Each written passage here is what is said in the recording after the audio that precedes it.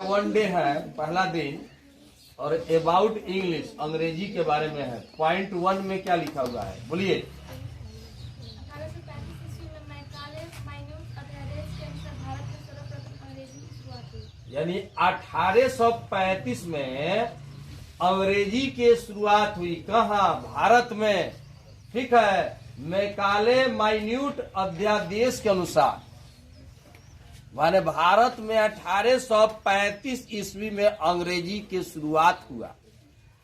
दूसरा पॉइंट बोलिए। 1837 ईस्वी में अंग्रेजी ने फारसी भाषा को हटाकर अंग्रेजी को कार्यकारिणी भाषा के रूप में लागू किया। 1837 ईस्वी में अंग्रेजों ने फारसी भाषा को हटाकर अंग्रेजी को कार्यकारिणी भाषा के रूप में लागू किया। दूसरा पॉइंट है हिस्ट्री ऑफ इंग्लिश, माने अंग्रेजी का इतिहास हम बता रहे हैं। ये अबाउट इंग्लिश अंग्रेजी के बारे में बता रहे हैं कि अंग्रेजी कैसे हुआ, यह कैसे आया।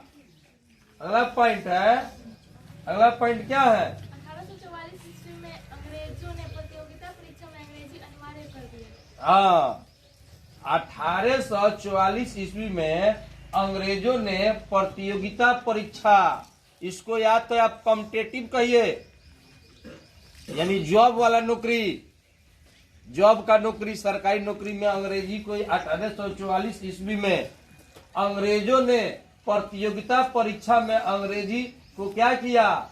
अनिवार्य कर दिया। यहाँ पे को लगा दीजिए, अंग्रेजी को अनिवार्य कर दिया, यहाँ पे को लगा दीजिए। ठीक है, अंग्रेजी को क्या कर दिया जी? अनिवार्य। अनिवार्य का मतलब समझते हैं? अनिवार्य का मतलब यही होता है कि अंग्रेजी में आप पास नहीं होइएगा। जैसे बिहार बोर्ड में क्या है, क्लास 10th में अंग्रेजी अनिवार्य नहीं है। क्लास 10th में अंग्रेजी अनिवार्य नहीं है। वही क्लास 12 में क्या होता है, अंग्रेजी अनिवार्य हो जाता है। 6 विषय का एग्जाम होता है, आपका रिजल्ट 500 पर निकलेगा। हिंदी 100 मार्क्स, गणित 100 मार्क्स का होगा, और आपका संस्कृत 100 मार्क्स, सोशल साइंस, ठीक है, वो 20 नंबर का प्रैक्टिकल, 80 नंबर का एग्जाम होगा, शॉर्ट लॉन्ग, और साइंस भी 80 और 20 प्रैक्टिकल। यानी आपका 500 पर रिजल्ट निकलेगा। 500 में आपको 300 नंबर लाएंगे तो फर्स्ट डिवीजन। ठीक है, 225 से 299 तक सेकंड डिवीजन, और 150 से लेके 224 तक थर्ड डिवीजन। आपका 300 से भी अधिक नंबर आ जाएगा, लेकिन एक विषय में फेल हो गए तो आप क्या हुए? फेल माने जाएंगे। समझ गए? तो अनिवार्य का मतलब होता है कि ये पांचों विषय में आपको हर हाल में कितना नंबर लाना है? 30 नंबर। 30 नंबर लाएंगे तभी आप पास होंगे। उसी को अनिवार्य कहा जाता है कि इतना नंबर लाना अनिवार्य है। इससे आपका कम नंबर आएगा तो आप फेल के श्रेणी में आएंगे। तो ये क्या किया गया? 1844 में अंग्रेजों ने प्रतियोगिता परीक्षा में अंग्रेजी को अनिवार्य कर दिया। यानी उन्होंने अपने कार्यकारिणी में यही घोषणा कर दिया कि अंग्रेजी में जो पास होगा उन्हीं को सफल माना जाएगा, उन्हीं को जॉब के लिए सिलेक्टेड किया जाएगा। समझ गए? अगला पॉइंट क्या है? 1963 ईस्वी में कांग्रेस पार्टी की सरकार ने संविधान के अनुच्छेद 343 भाग 2 या क में अंग्रेजी को 15 वर्षों के लिए लागू किया। 1963 ईस्वी में कांग्रेस पार्टी की सरकार ने संविधान के अनुच्छेद 343 भाग 2 या ख में अंग्रेजी को 15 वर्षों के लिए लागू किया। 15 वर्षों तक ले लागू किया, और अभी तक ले क्या हो रहा है? वो नियम चल रहा है। अभी तक ले अंग्रेजी है ना जी महत्व, हाँ, तो आज भी चल रहा है। 15 सालों के लिए जैसे यहाँ पे है, अभी अनिवार्य 10th क्लास में नहीं किया है बिहार बोर्ड में। क्लास 10th में देखिएगा, इंग्लिश में फेल होइए या पास होइए, उससे कोई नंबर आपको केवल इंडिकेट करेगा, आपको दिखलाएगा, शो करेगा आपके मार्कशीट में अंग्रेजी का, लेकिन जुड़ेगा नहीं। आपको 500 पर ही रिजल्ट शो करेगा। देखिएगा रिजल्ट आएगा अगला महीना में आ रहा है 10th का। इस महीना में 18 से 20 के बीच में अभी मैट्रिक इंटर का भी आने वाला है। समझ गए? इंग्लिश हाँ अंग्रेजी क्या है? बोलो। इंग्लिश इज द इंग्लिश, अंग्रेजी अंग्रेजों की भाषा है। हाँ यहाँ पे बात को समझ लीजिएगा। English is the English, the English अंग्रेज के लिए लगा हुआ है, समझ गए। द इंग्लिश लग गया तो यहाँ पे बन जाएगा अंग्रेजो। क्या बन गया? अंग्रेजी, यानी इंग्लिश इज द इंग्लिश, अंग्रेजी अंग्रेजों का भाषा है। ठीक है, तो यहाँ पे आप यहाँ पे लिख सकते हो, यहाँ पे छूट गया है English is the language of the English, यहाँ पे छूट गया है। रुक जाओ रुक जाओ रुक जाओ। ठीक है, English is the English is the English, English is language of the English. रुक जाइए, यहाँ पे थोड़ा सा ऐसे हो गया है। इंग्लिश इज लैंग्वेज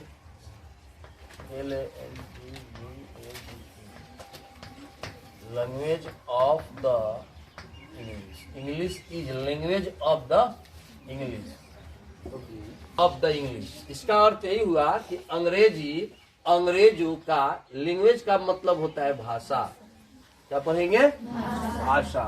बोलिए। English is language of the English. हाँ, तो इसका अर्थ यही हुआ कि अंग्रेजी अंग्रेजों का क्या है जी? भाषा है।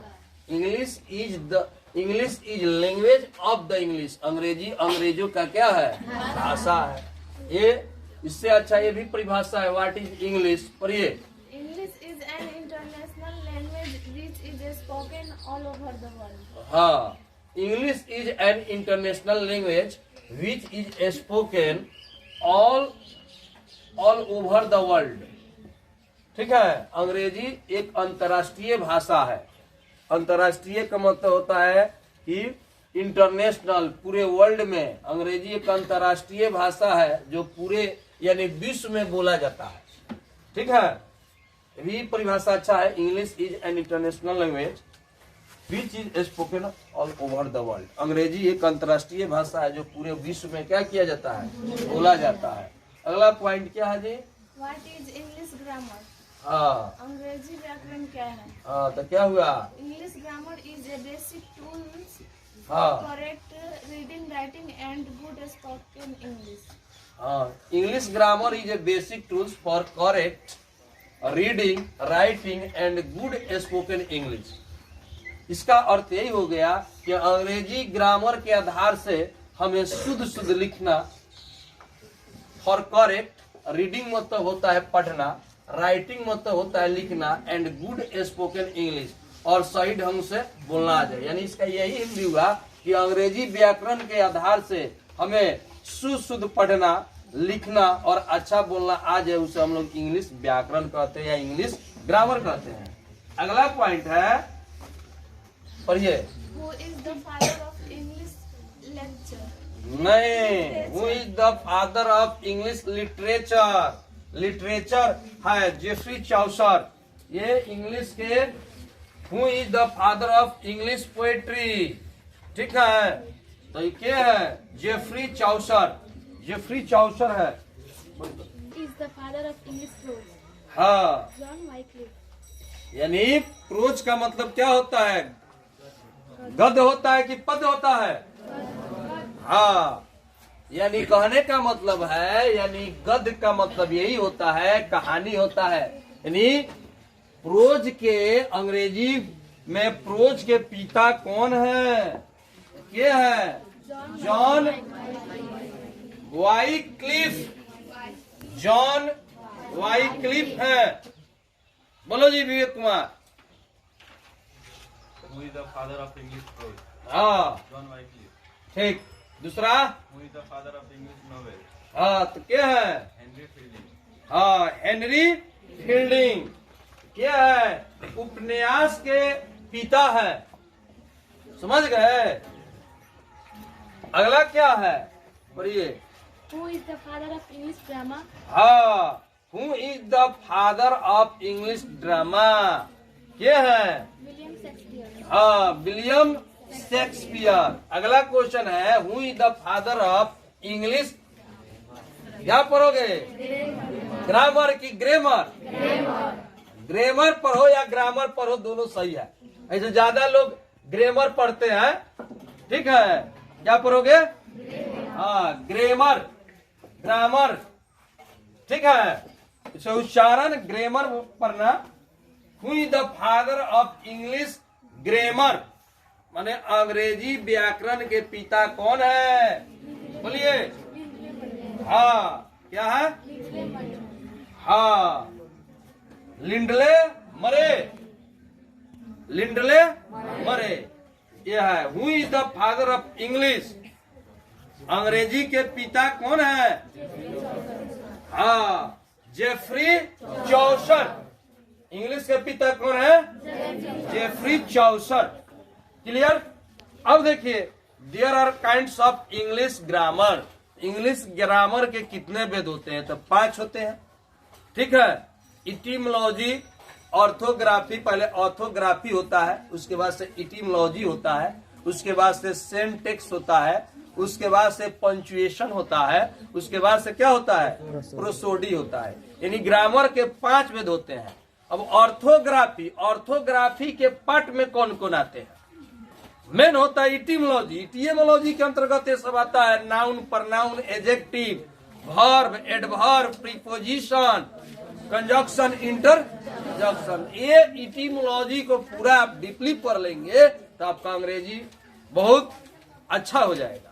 तो 5 भेद हम लिखवा देते हैं, उसके बाद से कल के क्लास में आगे वाला चलेगा, ठीक है। यानी ऑर्थोग्राफी के अब भेद लिखवा देते हैं, ऑर्थोग्राफी के बारे में कल के क्लास में हम लोग सीखेंगे, ठीक है। उससे There are 5 branch of रुक जाइए, रुक there are 5 branch of English grammar according to old pattern. There are 5 branch of English grammar according to old pattern. बताओ, 5 प्रकार के इंग्लिश ग्रामर होते हैं, यानी अकॉर्डिंग टू इंग्लिश ग्रामर के अनुसार, अंग्रेजी व्याकरण के अनुसार, यानी पुराने पैटर्न यानी पाठ्यक्रम के अनुसार 5 भेद होते हैं। 5 भेद में कौन कौन है जी? Orthography, etymology, syntax, punctuation, prosody. देखिए मेन ये होता है, बोलिए, orthography, etymology, syntax, punctuation, prosody. समझ गए? तो कल के क्लास में ऑर्थोग्राफी के बारे में हम लोग जानेंगे, ठीक है। मेन होता है ये, इस चीज को जो भी स्टूडेंट सही से पूरा डीपली पढ़ लिया, इटिमोलॉजी पूरा, यानी इसी में पूरा कहानी है इंग्लिश ग्रामर का। तो कल के क्लास में सबसे पहले ऑर्थोग्राफी के बारे में जानेंगे, ठीक है। ऑर्थोग्राफी क्या होता है, इसका भाग कितने हैं, ठीक है। इस पाठ को पढ़ने से क्या क्या जानकारी मिलेगा, तो कल के क्लास में रहेगा। आज के क्लास इतना ही तक था, कल के क्लास में पढ़ाई होगा।